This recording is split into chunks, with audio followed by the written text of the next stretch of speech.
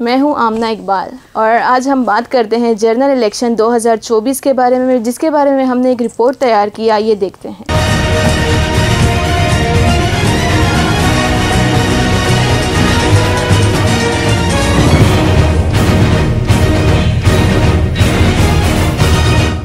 General election 2024 में कराची का हलका NA 242 इंतहाई अहमियत का हामिल है। इस हलके में तकरीबन हर पार्टी का सरबरा उम्मीदवार रहा है। यूं समझ लीजिए कि ये हलका 11 की तरह है। जो भी आया यहाँ मेहमान की तरह आया, जिसकी वजह से बल्दिया टाउन व मुलहका इलाकों की किस्मत ना बदल सकी। अब की बार पीपल्स पार्टी से कादिर मंदुखेल, PMLN से गुलाम शुएब, PMML से अब्दुल वहीद आबिद, पाकिस्तान राह हक से गुल फराज, ANP से अरशद सुहेल, IPP से बख्तावर अली, कुल 29 उम्मीदवार यहाँ से इलेक्शन में हिस्सा ले रहे हैं।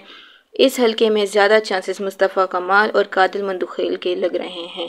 यहाँ पर सबसे बड़ा मसला पानी का है। यहाँ के रोड भी खस्ता हाल हैं। यहाँ के मकीनों का मुतालबा है कि हमें यूनिवर्सिटी पानी और रोड की सहूलियात फिलफौर दी जाएँ। आपने रिपोर्ट मुलाहिज़ा की, आप बताइएगा इस बारे में कि आपको कैसी लगी रिपोर्ट।